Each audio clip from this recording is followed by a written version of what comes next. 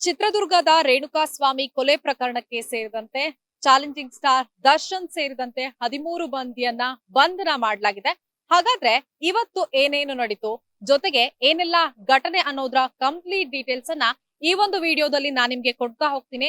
ಬೆಳಗ್ಗೆ ಸುಮಾರು 10 ಗಂಟೆಯ ಅಷ್ಟೊತ್ತಿಗೆ ಸ್ಯಾಂಡಲ್ವುಡ್ ನಟ ದರ್ಶನ್ ಅರೆಸ್ಟ್ ಅನ್ನುವಂತಹ ಸುದ್ದಿ ಬರುತ್ತೆ. ಅದರಲ್ಲೂ ಕೊಲೆ ಕೇಸ್ನಲ್ಲಿ ಪ್ರಮುಖ ಆರೋಪಿಯಾಗಿರುವಂತಹ ದರ್ಶನ್ ಅವರನ್ನ ಅರೆಸ್ಟ್ ಮಾಡಲಾಗಿದೆ ಅನ್ನುವಂತಹ ಸುದ್ದಿ ಬರುತ್ತೆ. ಸೊ ಇದೆಲ್ಲವೂ ಕೂಡ ಒಂಥರ ಶಾಕಿಂಗ್ ಸುದ್ದಿ ಅಂತಾನೆ ಹೇಳ್ಬೋದು. ಜೊತೆಗೆ ಕೊಲೆ ಕೇಸ್ ಅಂದಾಗ ಎಲ್ರಿಗೂ ಕೂಡ ಯಾವ ಕೊಲೆ ಇರಬಹುದು ಅನ್ನುವಂಥದ್ದು ಕೂಡ ಪ್ರಮುಖವಾಗಿರುವಂತಹ ಪ್ರಶ್ನೆ ಆಗತ್ತೆ.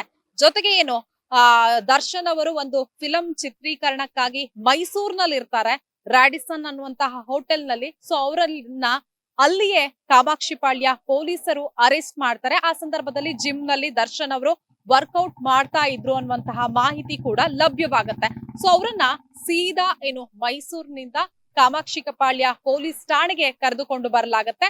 ಅಲ್ಲಿ ದರ್ಶನ್ ಅವರು ಅರೆಸ್ಟ್ ಅನ್ನುವಂತಹ ಸುದ್ದಿ ಆಲ್ರೆಡಿ ಮಾಧ್ಯಮಗಳಲ್ಲಿ ಬಂದಿದ್ರಿಂದ ಅಲ್ಲೂ ಕೂಡ ಸಾಕಷ್ಟು ಜನ ಫ್ಯಾನ್ಸ್ ಗಳು ಬರ್ತಾರೆ. ಸೊ ಹಾಗಾಗಿ ಮುಂಜಾಗ್ರತಾ ಕ್ರಮವಾಗಿ ಕಾಮಾಕ್ಷಿಪಾಳ್ಯ ಪೊಲೀಸ್ ಠಾಣಾ ವ್ಯಾಪ್ತಿಯಲ್ಲಿ ಎಲ್ಲಾ ಬಿಗಿ ಪೊಲೀಸ್ ಬಂದೋಬಸ್ತನ್ನ ಕೂಡ ಮಾಡ್ಲಾಗತ್ತೆ. ಹಾಗಾದ್ರೆ ದರ್ಶನ್ ಅವರನ್ನ ಏನು ಅರೆಸ್ಟ್ ಮಾಡಿರ್ತಾರೆ. ಸೊ ಇದು ಕೇಸ್ ಯಾವುದು ಅಂತ ನೋಡೋದಾದ್ರೆ, ಚಿತ್ರದುರ್ಗ ಮೂಲದ ರೇಣುಕಾಸ್ವಾಮಿ ಎಂಬಾತನ ಕೊಲೆ ಆಗಿರುತ್ತೆ.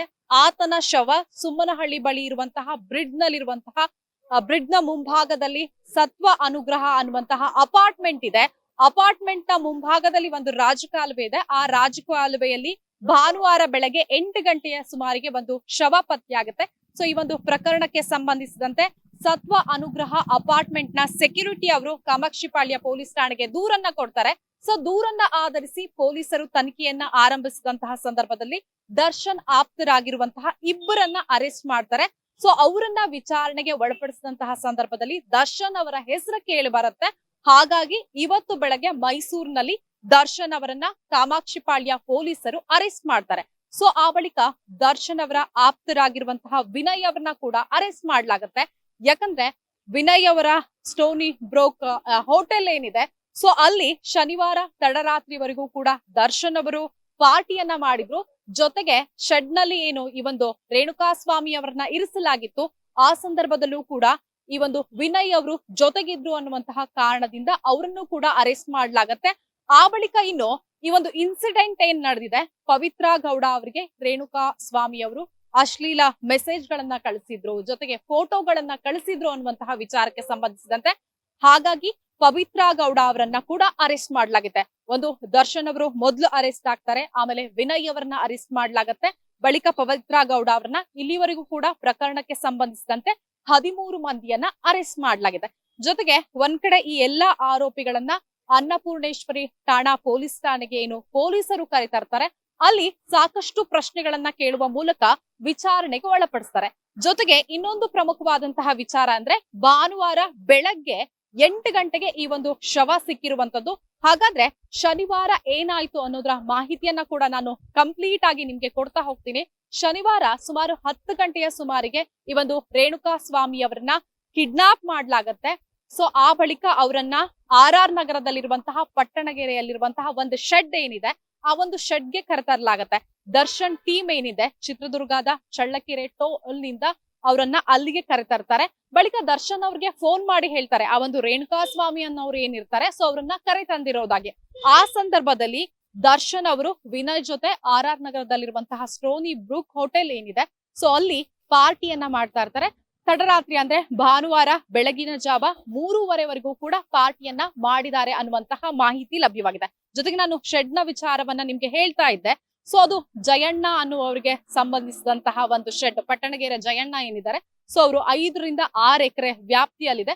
ಸೊ ಅಲ್ಲಿ 2 ವೀಲರ್ ಇರಬಹುದು, 4 ವೀಲರ್ ಹಾಗೆ JCB ಈ ರೀತಿಯ ವೆಹಿಕಲ್ ಗಳನ್ನ ನಾವು ನೋಡಬಹುದಾಗಿದೆ. ಜೊತೆಗೆ 3:30ಕ್ಕೆ ದರ್ಶನ್ ಅವರಿಗೆ ಈ ಒಂದು ಗ್ಯಾಂಗ್ ಏನು ಫೋನ್ ಮಾಡತ್ತೆ, ರೇಣುಕಾ ಸ್ವಾಮಿಯನ್ನ ಕರೆ ತಂದಿದೀವಿ ಅಂತ.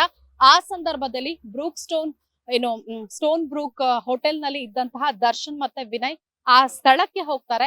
ಆ ಒಂದು CCTV ವಿಡಿಯೋ ಕೂಡ ಈಗ ಸದ್ಯ ಸೆರೆ ಸಿಕ್ಕಿರುವಂತದ್ದು. ಹಾಗಾಗಿ ದರ್ಶನ್ ಅವರು ಶೆಡ್ಗೆ ಹೋಗಿರುವಂತದ್ದು ಕನ್ಫರ್ಮ್ ಅನ್ನೋದು ಸಾಬೀತಾಗಿರೋದು. ಜೊತೆಗೆ ಆ ಸಂದರ್ಭದಲ್ಲಿ ಶೆಡ್ಗೆ ಪವಿತ್ರ ಗೌಡ ಅವರು ಕೂಡ ಇನ್ನೊಂದು ಕಾರ್ನಲ್ಲಿ ಬಂದಿರುತ್ತಾರೆ ಅನ್ನುವಂತಹ ಮಾಹಿತಿ ಲಭ್ಯವಾಗಿದೆ. ಜೊತೆಗೆ ಈ ದರ್ಶನ್ ಗ್ಯಾಂಗ್ ಏನು ರೇಣುಕಾಸ್ವಾಮಿ ಅವರನ್ನ ಕರೆ ತಂದಿತ್ತು. ಸೊ ದರ್ಶನ್ ಅವರು ಬರೋದಕ್ಕೆ ಮುಂಚೆನೆ ಅವರ ಮೇಲೆ ಹಲ್ಲೆ ಮಾಡಿತ್ತು ಅನ್ನುವಂತಹ ಏನು ಮಾಹಿತಿ ಕೂಡ ಲಭ್ಯವಾಗಿದೆ.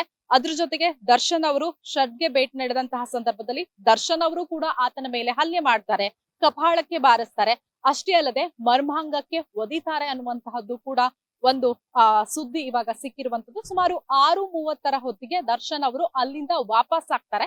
ಸುಮಾರು ಆಮೇಲೆ ಏನು ಆ ಒಂದು ಗ್ಯಾಂಗ್ ಫೋನ್ ಮಾಡುತ್ತೆ ದರ್ಶನ್ ಅವರಿಗೆ, ಏನು ರೇಣುಕಾಸ್ವಾಮಿ ಅವರು ಮೃತಪಟ್ಟಿದ್ದಾರೆ ಅಂತ. ಆ ಸಂದರ್ಭದಲ್ಲಿ ದರ್ಶನ್ ಅವರು ಹೇಳ್ತಾರೆ, ಅಲ್ಲೇ ಎಲ್ಲಾದ್ರೂ ಆತನನ್ನ ಎಸಿರಿ ಅಂತ. ಸುಮಾರು ಬೆಳಗ್ಗೆ 6:45, 7 ಗಂಟೆಯ ಸುಮಾರಿಗೆ ಆಟೋದಲ್ಲಿ ಆ ಒಂದು ಪಟ್ಟಣಗೇರಿಯ ಶೆಡ್ ನಿಂದ ಆ ಒಂದು ರೇಣುಕಾಸ್ವಾಮಿ ಅವರ ಶವವನ್ನ ತೆಗೆದುಕೊಂಡು ಬಂದು ಸುಮ್ಮನಹಳ್ಳಿ ಬ್ರಿಡ್ಜ್ ಮುಂಭಾಗದಲ್ಲಿ ಇರುವಂತಹ ರಾಜಕಾಲುವೆಯ ಪಕ್ಕದಲ್ಲಿ ಎಸೆದು ಹೋಗ್ತಾರೆ. ಜೊತೆಗೆ ಭಾನುವಾರ ಆ ಒಂದು ಅಪಾರ್ಟ್ಮೆಂಟ್ ನ ಸೆಕ್ಯೂರಿಟಿ ನೋಡಿ ಕಾಮಾಕ್ಷಿಪಾಳ್ಯ ಪೊಲೀಸ್ ಠಾಣೆಗೆ ಈ ಒಂದು ದೂರನ್ನ ಕೊಡ್ತಾರೆ. ಸೊ ಅಲ್ಲಿಂದ ತನಿಖೆ ಏನು ಆರಂಭವಾಗುತ್ತೆ. ಮೊದಲು ಇಬ್ರು ಅರೆಸ್ಟ್ ಆಗ್ತಾರೆ. ಸೊ ಅವರು ನೀಡಿರುವಂತಹ ಮಾಹಿತಿಯನ್ನ ಆಧರಿಸಿ ಈಗ ಪ್ರಕರಣದಲ್ಲಿ ಬರೋಬ್ಬರಿ 13 ಮಂದಿಯನ್ನ ಅರೆಸ್ಟ್ ಮಾಡಲಾಗಿದೆ. ಜೊತೆಗೆ ನ್ಯಾಯಾಂಗ ಏನು ಜಡ್ಜ್ ಮುಂದೆ ಕೂಡ ಪ್ರೊಡ್ಯೂಸ್ ಮಾಡಲಾಗ್ತದೆ. ಸೊ ಇದೆಲ್ಲದರ ಮಧ್ಯ ಘಟನೆ ಬಗ್ಗೆ ಗೃಹ ಸಚಿವರಾಗಿರುವಂತಹ ಪರಮೇಶ್ವರ್ ಅವರು ಕೂಡ ಹೇಳಿಕೆಯನ್ನ ನೀಡಿದ್ದಾರೆ. ಅಂದ್ರೆ ಈ ಒಂದು ಇಬ್ಬರನ್ನ ಅರೆಸ್ಟ್ ಮಾಡಿದಂತಹ ಸಂದರ್ಭದಲ್ಲಿ ದರ್ಶನ್ ಅವರ ಹೆಸರು ಕೇಳಿ ಬಂದಿತ್ತು. ಸೊ ಹಾಗಾಗಿ ದರ್ಶನ್ ಅವರನ್ನ ಅರೆಸ್ಟ್ ಮಾಡಲಾಗಿದೆ. ಸೊ ಆದ್ರೆ ಈ ಪ್ರಕರಣದಲ್ಲಿ ಅವರ ಪಾತ್ರ ಎಷ್ಟು ಇದೆ ಅನ್ನೋದು ತನಿಖೆಯ ಬಳಿಕ ಗೊತ್ತಾಗತ್ತೆ ಅಂತ. ಜೊತೆಗೆ ಇನ್ನು ಪೊಲೀಸ್ ಆಯುಕ್ತರಾಗಿರುವಂತಹ ದಯಾನಂದ್ ಅವರು ಕೂಡ ಒಂದು ಪ್ರಾಥಮಿಕ ಮಾಹಿತಿಯನ್ನ ಕೊಟ್ರು. ಅಂದ್ರೆ ಈ ಒಂದು ಪ್ರಕರಣದಲ್ಲಿ ದರ್ಶನ್ ಹೆಸರು ಕೇಳಿ ಬಂದಿತ್ತು. ಸೊ ಹಾಗಾಗಿ ಅವರನ್ನ ವಶಕ್ಕೆ ತೆಗೆದುಕೊಳ್ಳಲಾಗಿದೆ. ಜೊತೆಗೆ ಎಲ್ಲವನ್ನ ಕೂಡ ಮಾಧ್ಯಮದವರ ಮುಂದೆ ಹೇಳೋದಕ್ಕೆ ಸಾಧ್ಯ ಇಲ್ಲ ಅನ್ನುವಂತಹ ಮಾಹಿತಿಯನ್ನ ಕೊಟ್ರು. ಅಂದ್ರೆ ಒಟ್ಟಾರೆಯಾಗಿ ಹೇಳೋದಾದ್ರೆ ಈ ಒಂದು ರೇಣುಕಾಸ್ವಾಮಿ ಅವರ ಕೊಲೆ ಪ್ರಕರಣಕ್ಕೆ ಸಂಬಂಧಪಟ್ಟಂತೆ ಈಗ ದರ್ಶನ್ ಇರ್ಬೋದು, ಹಾಗೆ ಪವಿತ್ರಾ ಗೌಡ, ವಿನಯ್ ಸೇರಿದಂತೆ ಒಟ್ಟು 13 ಮಂದಿಯನ್ನ ಅರೆಸ್ಟ್ ಮಾಡಲಾಗಿದೆ. ಸೊ ಅವರೆಲ್ಲರನ್ನೂ ಕೂಡ ಅನ್ನಪೂರ್ಣೇಶ್ವರಿ ನಗರ ಪೊಲೀಸ್ ಠಾಣೆಯಲ್ಲಿ ವಿಚಾರಣೆಗೆ ಒಳಪಡಿಸಲಾಗಿತ್ತು. ಜೊತೆಗೆ ಪೊಲೀಸರು ಸಾಕಷ್ಟು ಪ್ರಶ್ನೆಗಳನ್ನ ಕೂಡ ಈ ಎಲ್ರಿಗೂ ಕೂಡ ಕೇಳಿದ್ರು. ಯಾಕಂದ್ರೆ ಇದು ಯಾಕೆ ಅವರನ್ನ ಕಿಡ್ನಾಪ್ ಮಾಡಿದ್ರಿ, ಜೊತೆಗೆ ಪವಿತ್ರಾ ಗೌಡ ಮತ್ತೆ ದರ್ಶನ್ಗೆ ಇರುವಂತಹ ಸಂಬಂಧ ಏನು ಅನ್ನುವಂಥದ್ದು. ಜೊತೆಗೆ ಇಲ್ಲಿ ಇನ್ನೊಂದು ಪ್ರಮುಖ ಪ್ರಶ್ನೆ ಆಗತ್ತೆ, ಅವ್ರೇನಾದ್ರೂ ಅಶ್ಲೀಲ ಮೆಸೇಜ್ ಅನ್ನ ಮಾಡಿದ್ರೆ ಅಥವಾ ಅಶ್ಲೀಲವಾಗಿರುವಂತಹ ಫೋಟೋವನ್ನ ಕಳ್ಸಿದ್ರೆ ಸೊ ಅವರು ಕಂಪ್ಲೇಂಟ್ ಕೊಟ್ಟು ಇದನ್ನ ಬಗೆಹರಿಸಬಹುದಿತ್ತು. ಆದ್ರೆ ಕೊಲೆ ಯಾಕೆ ಮಾಡಿದ್ರು ಅನ್ನೋದು ಕೂಡ ಪ್ರಮುಖ ಪ್ರಶ್ನೆ ಆಗುತ್ತೆ. ಸದ್ಯ ಆರೋಪಿಗಳನ್ನ ಬೌರಿಂಗ್ ಆಸ್ಪತ್ರೆಗೆ ವೈದ್ಯಕೀಯ ತಪಾಸಣೆಗೂ ಕೂಡ ಒಳಪಡಿಸಲಾಗಿದೆ. ಆ ಬಳಿಕ ಕೋರ್ಟ್ಗೂ ಕೂಡ ಪ್ರೊಡ್ಯೂಸ್ ಮಾಡಲಾಗುತ್ತೆ.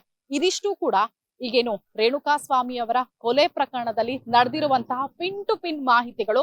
ಅಂದ್ರೆ ಈ ಒಂದು ಪ್ರಕರಣ ಏನು ಬೆಳಕಿಗೆ ಬಂತು, ಜೊತೆಗೆ ಪ್ರಕರಣದ ಹಿನ್ನೆಲೆ ಏನು, ಯಾವ್ಯಾವಾಗ ಏನೇನ್ ಆಯ್ತು ಅನ್ನೋದ್ರ complete details. Video journalist Mahantesh ಜೊತೆ ವೀಣಾ ಸಿದ್ದಾಪುರ್, ಕರ್ನಾಟಕ ಟಿವಿ, ಬೆಂಗಳೂರು.